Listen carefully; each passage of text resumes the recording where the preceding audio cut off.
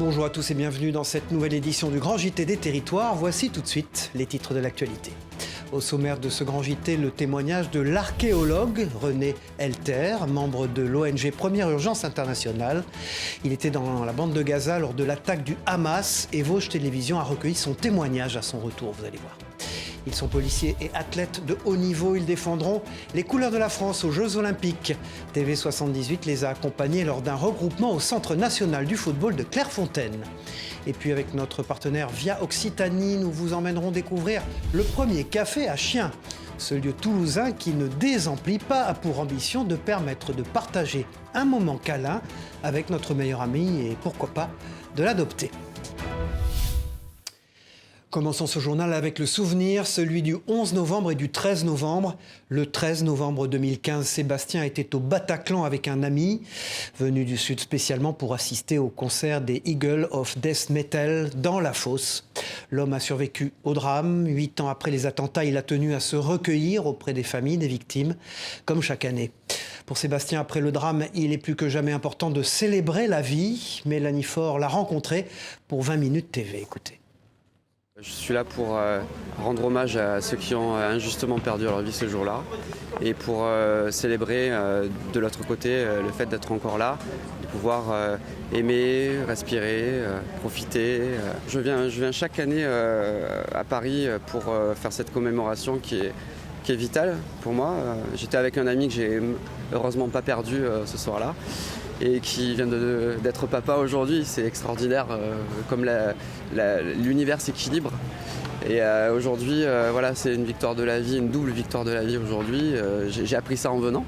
Je crois que ça a fait ma journée. Là, de voir tout le monde aujourd'hui, c'est très important parce qu'on prend un bain de vie. On prend un bain de fraternité, on prend un bain d'empathie aussi. On se sent proche des gens qui ont perdu quelqu'un. On se sent proche des gens qui sont morts aussi. Et on aimerait leur rendre hommage de la manière la plus juste. On veut célébrer la vie aujourd'hui, c'est pour ça qu'après on va se retrouver pour échanger ce qu'on a fait. Parce qu'il y a des gens qu'on voit qu'une fois dans l'année, hein, donc ici, aujourd'hui, et c'est pour ça qu'on est là aussi. Perpétuer le souvenir de la Première Guerre mondiale devient de plus en plus compliqué avec le temps. Pour la 8e année, les enfants de plusieurs écoles du pays d'Armance, dans l'Aube, se sont retrouvés au pied du monument aux morts à l'occasion des commémorations autour du 11 novembre 1918. Afin d'entretenir et de diffuser le souvenir de l'armistice, et en particulier de tous ceux qui se sont battus pour la France en général. C'est un reportage de notre partenaire Canal 32 sur place. La cérémonie est devenue un moment fort des commémorations autour du 11 novembre 1918 dans le département. Un moment clé même car il touche un public qui n'a pas l'habitude de rendre hommage à ceux qui se sont battus. Le devoir de mémoire est parfaitement réalisé par ces enfants. Ces enfants, avec le projet pédagogique, on arrive à leur inculquer un petit peu cet effort de présence sur les monuments. Défilé, lecture de lettres de poilus, dépôt de gerbes et chants dédiés à la thématique 2023, à savoir les femmes dans la Grande Guerre, ont ponctué le rendez-vous organisé cette année à Haut-Puiseaux. Nous l'appelons la Madelon, nous en appelons la nuit, nous y pensons le jour. Une cérémonie présidée pour la première fois par la préfète de l'Aube. Une immense émotion. Et je crois qu'elle a été partagée par tous les participants à cette cérémonie qui est unique dans le département par son ampleur, ça, j'en suis certaine, et à mon avis au-delà du département aussi. Les enfants sont très curieux, ils posent beaucoup de questions et je pense que ça les intéresse. C'est à nous, adultes, de faire cet effort de transmission. Dans l'Aube, comme ailleurs, politique, État et associations essayent de poursuivre au quotidien cette sensibilisation aux faits historiques, le fait de s'adresser à un jeune public, qui plus est acteur de la cérémonie, sur un jour d'école est perçu comme un atout pour le futur. Le travail qui est fait dans les écoles et dans l'Aube particulièrement est très très efficace. On le voit aujourd'hui avec des jeunes de la plus petite école, de la maternelle et tout le primaire, mobilisés, sensibilisés. Vous savez, ils se souviendront qu'ils sont venus déposer des fleurs ici au Monument aux Morts, qu'ils ont participé avec les élus, avec leurs instituteurs. L'édition 2024 de la cérémonie, désormais traditionnelle, sera organisée à Vaunon. Plus près de nous, la guerre entre le Hamas et Israël fait toujours rage. René Elter en est un rescapé. Il est archéologue et membre de l'ONG Première Urgence Internationale. Début octobre, il était dans la bande de Gaza lors de l'attaque du Hamas. Réfugié au sud du territoire palestinien durant 3 semaines, il a enfin pu être évacué début novembre. Il témoigne de son vécu et de ses inquiétudes pour ceux qu'il a laissés en Palestine, aujourd'hui dévastés par la guerre. Marie-Danielle Rogovitz et Hélène Leplat l'ont rencontré pour Vosges Télévision. Regardez. C'est un rescapé, le Vosgien René Elter, archéologue et membre de l'ONG Première Urgence Internationale, était dans la bande de Gaza lors de l'attaque du Hamas. Réfugié au sud du territoire palestinien durant 3 semaines, il est évacué et de retour en France le 3 novembre. Mais le traumatisme est toujours présent. Il y a eu cette attaque insensée, comme il dit, sur son téléphone, les photos avant et après le 7 octobre. Ça, c'est le 4 octobre. On a voulu se faire plaisir, on s'est acheté des glaces. À 6h30, je suis sorti de chez moi et au moment où j'ouvre la porte, des centaines et des centaines de roquettes sont tirées, partent dans le ciel de Gaza vers Israël. C'était très impressionnant.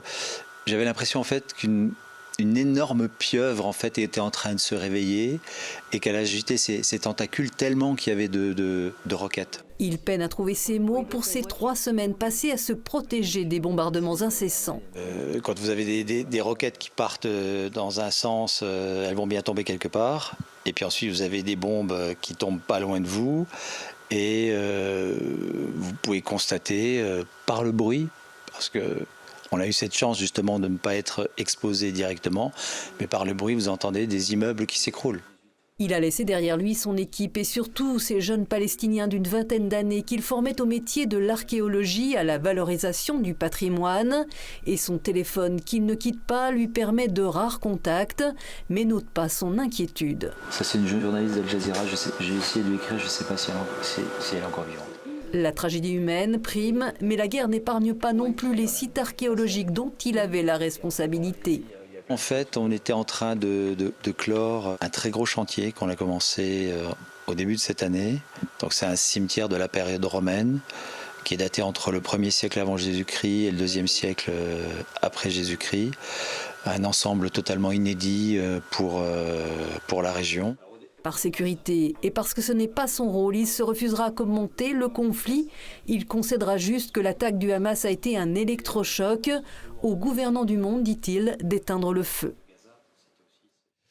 C'est l'Organisation météorologique mondiale qui a fait ce constat. En seulement 50 ans, le nombre de catastrophes climatiques a été multiplié par 5. Connaître les risques naturels et technologiques et ainsi adopter les bons gestes face à eux devient donc primordial. C'est l'objectif de la journée « Tous résilients face aux risques » instaurée par le gouvernement depuis 2022. Et en Corse, les élèves de l'école du Ponte à Leccia ont testé un jeu permettant de découvrir les différents risques de manière ludique. Le lieutenant Frédéric Orsoni répond aux questions de Pierre Pasqualeni et de Ange Orsini pour Télépaese. Regardez. Alors à Ponte-Lecce, on a bien évidemment les risques naturels comme les inondations. On a bien vu dans les années 2015-2016 où ça a été quand même assez important. Mais il y a aussi d'autres risques comme le transport de matières dangereuses. On a le dépôt d'explosifs pas loin non plus. On a vraiment mis ça en relation avec la commune, avec le lieu dans lequel ils vivent. Et ils ont pu voir des vidéos ou des photos de choses qui se sont passées ici. Et du coup, ils se sentent vraiment concernés. Ils ont pu aussi recueillir des informations dans les familles. Enfin, on en a beaucoup discuté dans notre entourage. Le principe, c'est de faire que les enfants, et les adultes également, aient une culture du risque. Voilà, savoir comment se comporter en cas d'aléa, et savoir aussi, puisque ça rejoint beaucoup la prévention, savoir aussi comment faire pour que on ait de moins en moins de chances dans le futur d'aller vers ces risques, vers ces aléas. À Firminy, dans la Loire, depuis 2020, 2 professeurs et un groupe d'élèves ont créé une web radio afin de mieux comprendre ce qu'est un média. Cette semaine, ils ont eu la fierté d'inaugurer leur tout premier studio d'enregistrement. Et pour l'occasion, ces journalistes en herbe ont interviewé leur directeur académique. Marie-Lise Pariot était présente pour TL7 dans la Loire. 4 de 7, la radio de Valtech. 4 de 7, 4 de 7, la radio qui rassemble tous les élèves. Bonjour à toutes et à tous, bienvenue sur la radio 4 de 7, la radio de Valdeck. Voici la première interview des élèves du collège Valdeck-Rousseau dans leur nouveau studio d'enregistrement. L'invité du jour, Thierry Diclé, le directeur académique de la Loire. Merci pour vos questions. Alors, les 3 journalistes en herbe sont en 4e et sont fiers d'avoir préparé l'interview. Grâce à cette table de mixage et des micros flambant neufs, financés à hauteur de 8 600 € par l'État et le département, les élèves vont pouvoir créer leurs propres émissions. Et ils commencent à saisir les bases du métier de journaliste. Faut pas croire toutes les informations qu'on nous donne, faut vérifier. Il y a beaucoup de fake news et faut pas croire à tout ce qu'on nous dit. C'est pour ça qu'il faut regarder aussi sur les médias et pas que sur les réseaux. Indispensable pour les 2 professeurs en charge de ce projet, l'éducation aux médias et à l'information est nécessaire dans la société actuelle. La première chose qu'on leur apprend, c'est qu'est-ce qu'un média ? Parce que la plupart du temps, pour eux, un média, c'est un réseau social. Donc c'est très important pour nous de leur apprendre ce qu'est un média et on leur apprend également ce qu'est une information. Parce que ça peut paraître anodin, mais c'est très important de comprendre ce qu'est une information. La déontologie, la vérification ou encore le parcours de l'information, voilà les codes journalistiques que les professeurs transmettent. Fiers de leurs élèves, ils vantent les mérites de l'enseignement de projet. Et on s'est rendu compte surtout du fait que le média radiophonique permettait surtout l'exigence de l'écriture, parce que tout passe par une préparation écrite, et donc on a une valorisation évidente des compétences orales et écrites chez nos jeunes. Le collège de Firminy n'est pas le seul à être doté d'un studio d'enregistrement. 8 en tout dans la Loire sont installés. Parce que la transmission des savoir-faire est essentielle, les compagnons du Tour de France prennent soin de leurs apprentis. En offrant à ces futurs menuisiers, couvreurs ou bien encore plombiers leur caisse à outils. C'est une cérémonie bon enfant qui s'est déroulée tout près de Limoges, au cœur du centre de formation de ces artisans d'exception. Pour cette à Limoges, Tom Capron a rencontré Vivian Bory, formateur en menuiserie et en ébénisterie. Les outils, en fin de compte, on les garde longtemps, toute une vie, et c'était important de pouvoir donner les outils de base en fait de la caisse à outils auprès de ces apprenants, puisque il y a ce moment d'échange et ce moment peut-être de passation ou de transmission, j'en sais rien, de métier et de passion. Il y a vraiment un travail d'équipe, une cohésion de groupe, et ça on le trouve ici à la Fédé, en centre de formation, mais aussi dans les entreprises en fait. Donc on essaie de former au monde du travail, mais aussi au monde en général. Après la caisse à outils, si vous ne voulez pas sortir votre machine à coudre, voici le bonus réparation textile, lancé officiellement la semaine dernière par le ministère de la Transition écologique pour lutter contre le gaspillage. Doté d'un fonds de 154 millions d'euros, le dispositif permet aux consommateurs d'obtenir un rabais pour faire réparer ses vêtements et ses chaussures au lieu de les jeter, à condition que le cordonnier ou le retoucheur soit labellisé. Et ils sont très peu à Bordeaux et en Gironde, comme l'a constaté Dominique Parmentier pour TV7, la chaîne du groupe Sud-Ouest. Réparer plutôt qu'acheter du neuf. C'est le principe de ce nouveau bonus qui vous offre entre 6 et 25 € de remise si vous faites réparer vos vêtements. Par exemple, 7 € pour le rapiessage d'une pièce trouée, facturé habituellement 12 €, ou encore 25 € de remise pour un ressemelage de chaussures en cuir à environ 90 €. Un dispositif diversement apprécié par les Bordelais. Pensez que vous allez vous en servir ? Pas vraiment, j'achète déjà mes vêtements en seconde main, donc j'ai rien à remettre. Actuellement, quand j'ai des accros, je fais moi-même, mais je n'ai pas du temps, donc si j'ai un bonus pour le faire, pourquoi pas. Je suis absolument pas d'accord avec ça, parce que quelque part, ça veut dire quoi ? Ça veut dire que tout va être gratuit en France, et pourtant rien n'est gratuit. Donc ça veut dire que qui va le payer ? Vous, moi et autres ? Ça peut inciter les gens à acheter des vêtements de qualité, parce qu'ils sauront qu'ils peuvent les garder, pourquoi pas. Il y aura ceux qui jouent le jeu et ceux qui montent les prix. Quoi qu'il en soit, pour en bénéficier, il faut vous rendre chez un professionnel labellisé par l'éco-organisme Refashion. C'est le cas de cette cordonnière de la rive droite de Bordeaux, une des rares indépendantes à avoir adhéré. Mais aujourd'hui, elle trouve que le dispositif n'est pas intéressant pour des artisans comme elle. C'est à nous de faire toutes les démarches pour que les clients bénéficient de ces baisses, de ce bonus. Et le problème, c'est qu'on n'a pas le temps. Enfin, moi là, je l'ai fait hier, j'ai fait cas pour une personne qui, justement, effectivement, n'aurait pas fait réparer toutes ses chaussures s'il n'y avait pas eu le bonus. Sauf que ça m'a pris un temps fou et que je ne pourrais pas le faire sur toutes les paires de chaussures. Et on doit même avancer l'argent, finalement, puisqu'on baisse nos tarifs et on sera remboursé plus tard. Donc là, il y a un petit souci. Les cordonniers, on n'a pas les reins assez solides et puis, ce n'est pas notre rôle d'avancer les subventions de l'État, quoi. Enfin, c'est un peu bizarre. À ce jour, une petite douzaine seulement de professionnels sont labellisés en Gironde, 600 en France et en majorité des grandes enseignes de vêtements. Pas sûr que cela aide à lutter contre le gaspillage. 700 000 tonnes de vêtements sont achetées chaque année en France. Les 2 tiers finissent dans les décharges. L'objectif du dispositif, c'est de réparer 21,6 millions de pièces d'ici 2018 contre 16 millions en 2019. Tout à fait autre chose, ouvrons maintenant une large page consacrée au sport. Né à Auckland, en Nouvelle-Zélande, le 2e ligne du Stade toulousain, Emmanuel Meafou, a officiellement été naturalisé français par la préfecture de Haute-Garonne. Il est désormais éligible pour jouer pour le 15 de France et s'entraîner à chanter la Marseillaise. On l'écoute au micro de notre partenaire de la Dépêche du Midi. Pour ma famille aussi, il y a bientôt le petit en décembre, donc ça me touche beaucoup au fond du cœur d'être finalement français et je suis très fier. Ouais. Cette première Marseillaise ? Oui, là j'entraîne à la maison un peu et quand le bleu, quand il joue, j'ai essayé de chanter cette chanson, mais ouais, ça fait du bien d'être... c'est la première fois français et ouais, c'est bien. Dans 261 jours, ils défendront les couleurs de la France aux Jeux Olympiques. Pour préparer l'échéance, les athlètes de l'équipe de la police nationale se sont réunis pour 3 jours de séminaire au Centre national du football de Clairefontaine. Un moment privilégié à quelques mois des JO partagé par Gabriel Gontier pour TV78. Regardez.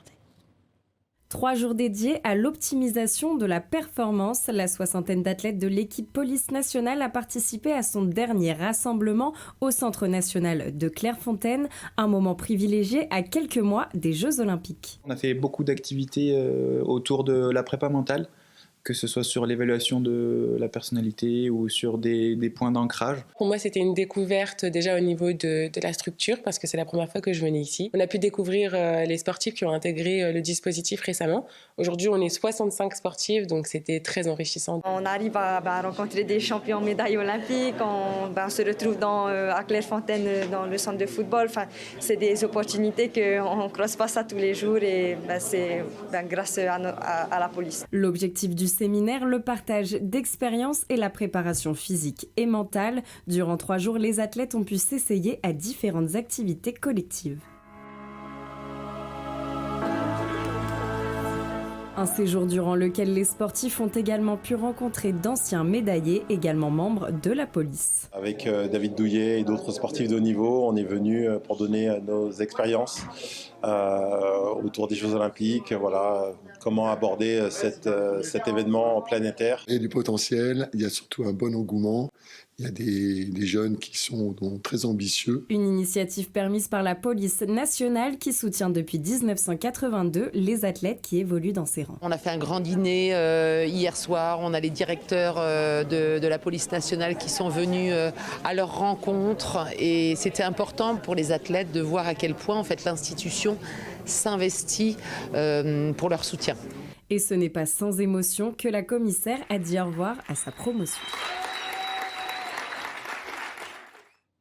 Kevin Lyotte est tétraplégique de naissance. C'est à l'adolescence qu'il a découvert le tir sportif après un passage à la fête foraine.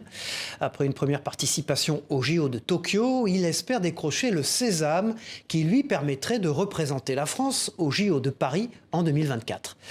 Regardez ce reportage de Damien Decran pour Lyon Capitale TV, LCTV. Comme chaque jour, Kevin Lyotte est au pas de tir à l'entraînement. Athlète de haut niveau, il pratique le paratir sportif à la carabine sur les distances 10 et 50 mètres.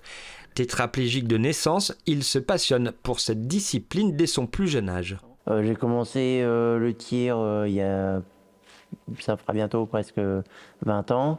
J'ai découvert en étant gamin, comme d'habitude à la fête foraine, que je m'en sortais pas mal. On se mettait des petits challenges avec la famille, les cousins. Et puis, comme mon père était dans l'armée, il m'a inscrit après dans son stand. Je voulais faire une activité pour être un peu comme tout le monde. Il y en a, c'était le foot, la mobilette, des trucs. Et du coup, j'ai trouvé ce sport qui m'a permis aussi, dans la vie quotidienne, de pouvoir me concentrer un peu plus, notamment pour les études. Parce que j'étais souvent tête en l'air. Et du coup, ça m'a amené du calme, concentration et tout ça. Kevin Edway obtient un premier titre national en junior, 2 autres vont suivre chez les seniors. Les bons résultats s'enchaînent et c'est en 2020 que sa carrière décolle, ce qui lui permet de participer à sa première Olympiade à Tokyo. L'année suivante, en Norvège, il décroche le titre européen puis devient champion du monde par équipe à Lima au Pérou en septembre dernier, avec un record du monde à la clé. Aujourd'hui, il n'a qu'un objectif en tête, réaliser les quotas pour décrocher son ticket pour Paris 2024. Déjà, faire les Jeux de Tokyo, c'était pas à espérer, mais je les ai faits. Et là, c'est sûr que quand on en a déjà fait un, on veut en refaire un. Donc oui, là, c'est l'objectif principal, c'est d'y participer et pourquoi pas faire mieux que les faits à Tokyo. La course au sésame est donc lancée. Kevin va s'envoler pour les Émirats Arabes Unis en décembre pour une épreuve de la Coupe du Monde. Mais c'est à New Delhi en mars prochain qu'il devra saisir son ultime chance pour décrocher sa qualification et représenter la France aux Jeux paralympiques de Paris 2024. Ce n'est pas encore une discipline olympique, mais le bras de fer, cette activité millénaire pratiquée pour comparer sa force, a été reconnue discipline sportive en 1977. Un club dédié à cette discipline a ouvert ses portes en Isère et son succès ne se dément pas. Pour Télé Grenoble, Mirko Preci s'est essayé à la discipline.